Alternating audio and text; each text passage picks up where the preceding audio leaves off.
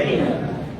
और अगर आपको समस्या का हल निकालना है तो वो फाइनली बैठ कर ही निकाला जा सकता है। हम लोग के गांव समाज में जो बड़े बुजुर्ग थे वो ये कहा करते थे कि झगड़ा लड़ाई से आज तक किसी का फायदा नहीं हुआ। हम लोग इतना छोटे थे तब से बड़े हुए हैं तो यही सुन रहे हैं। और हमको ऐसा लगता है कि खान सर और रोशन सर को इस विवाद का मिलकर सॉल्यूशन निकालना चाहिए, लेकिन अब थोड़ा देर हो गया है। देर इस बात का हो गया है कि रोशन सर जेल चले गए और खान सर पे भी बहुत सारी इंक्वायरियां बैठी हुई है, लेकिन मेरा मानना है कि अभी भी कुछ बिगड़ा नहीं है, अभी भी सुलहनामा हो सकता है और चीजों को सुलझाया जा सकता है। रही बात कौन सही और कौन गलत की, अगर आप ये सोच रहे हैं तो इस धरती पे कोई भी आदमी 100% सही नहीं है और 100% गलत नहीं। आप कहिएगा ये कैसे, तो एक बार आप अपने दिल से पूछिएगा, आप किसी भी आदमी को 100% सही कभी नहीं कर पाइए और 100% गलत भी नहीं कर पाइए। हाँ, लेकिन उस रात जो खान सर ने बयान दिया, इस बयान की हम कड़ी निंदा करते हैं और खान सर जैसे जिम्मेवार आदमी को यह बयान नहीं देना चाहिए कि मैंने अपनी आंखों से 10 राउंड गोली चलते हुए देखा, जिस बयान पे आज वो नहीं है। इस बयान की हम इसलिए निंदा कर रहे हैं, क्योंकि इससे बिहार की छवि खराब होगी और बिहार की छवि खराब इसलिए होगी कि जिस बिहार में हम कहते हैं यहाँ कट्टा नहीं कलम चलता है, अगर उस बिहार में आप उस लेवल पे जाकर के जहाँ बच्चे आपको फॉलो करते हैं, लोग आपको फॉलो करते हैं और वहां आप ये कह देते हैं बड़ी गैर जिम्मेदाराना तरीके से कि मैंने अपनी आंखों से 10 राउंड गोली चलते हुए देखा, कि इस बात का शायद स्पष्टीकरण आपको देना चाहिए और इस बात का स्पष्टीकरण एकदम आपको देना चाहिए। उसका रीजन ये है कि यहाँ बहुत सारे बच्चे बिहार के बाहर के होंगे। कौन कौन बिहार के बाहर के हैं, हाथ खड़ा कर, जो बिहार के बाहर के हैं।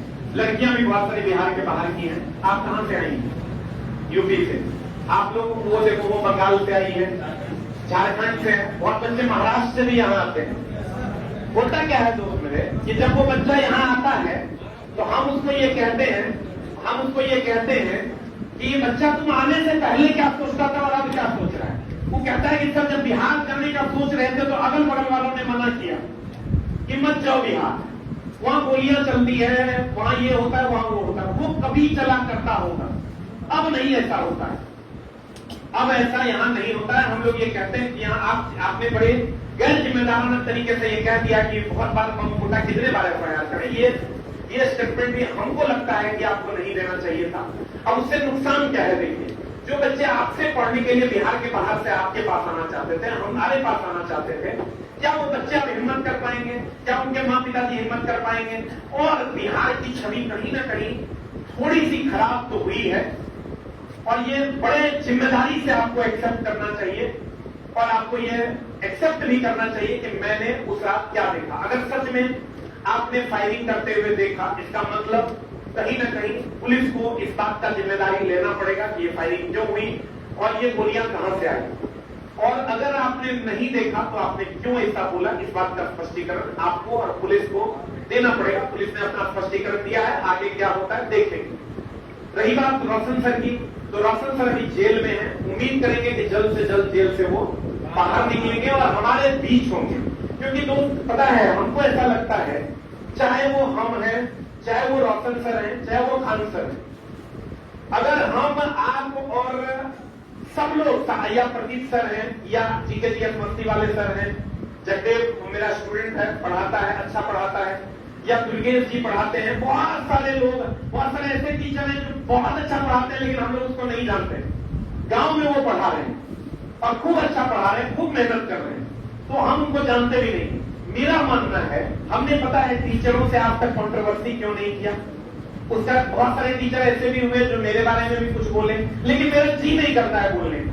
उसका रीजन ये है दोस्त मेरे कि हमको ऐसा लगता है कि अगर वो शिक्षक है, चलो मेरे बारे में 2-4 लाइन वो बोल दिए, मान लो बोल दिए, तो अगर वो शिक्षक हैं तो जरूर समाज को कुछ अच्छा सिखा रहे होंगे।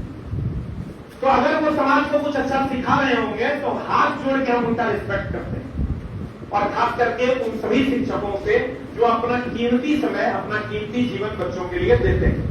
रही बात कोचिंग व्यवस्था की, बहुत सारे मीडिया बंधु हमारे कोचिंग व्यवस्था पर भी सवाल खड़ा कर रहे हैं कि ये लोग पैसा कमाते हैं वगैरह वगैरह वगैरह। सच पूछे तो कोचिंग व्यवस्था में हम लोग या कोई भी हम जैसे टीचर, जितने भी टीचर जुड़े हुए हैं, सब लोग इससे धन का अर्जन करते हैं, इसमें कहीं कोई दो मत नहीं है।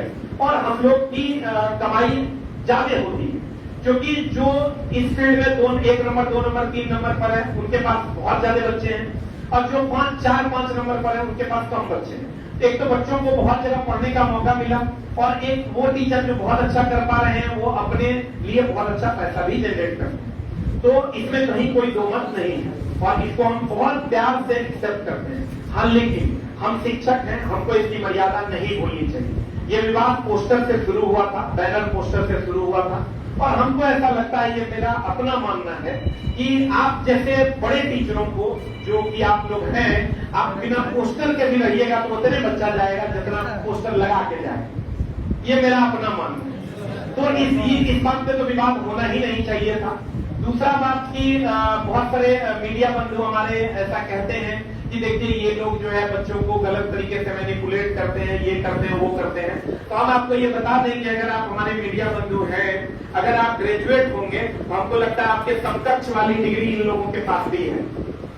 ये सारे बुद्धिजीवी हैं। कितने बच्चे इसमें ग्रेजुएट हैं? तो क्या इन सभी ग्रेजुएट बच्चों को मूर्ख बनाया जा सकता है? इसका तो मतलब यही हुआ। और मेरा मानना है, अभी देखिए ये लड़कियां पढ़ रही हमारे क्लास में, हम ये नहीं कहते कि सबसे कम फीस में हम पढ़ाते हैं जो वो पढ़ाते हैं। सबका अपना अपना दायरा है फीस लेने का, सब अपने अपने हिसाब से फीस करते हैं। किसी की मजबूरी नहीं होती है कहीं एडमिशन लेने की, वो अपने मन से एडमिशन लेता है बच्चा, और सारे बच्चे ग्रेजुएट हैं। तो ये जो अभी बच्चे पढ़ रहे हैं, क्या आप लोगों का भी टेस्ट का फीस लगता है? लड़कियों का मेरे यहाँ दिव्यांगों का कोई फीस नहीं लगता, ये तो दिव्यांगों का किसी बैच में नहीं लगता, लड़कियों का टेस्ट में नहीं लगता। ऐसे ही वो लोग भी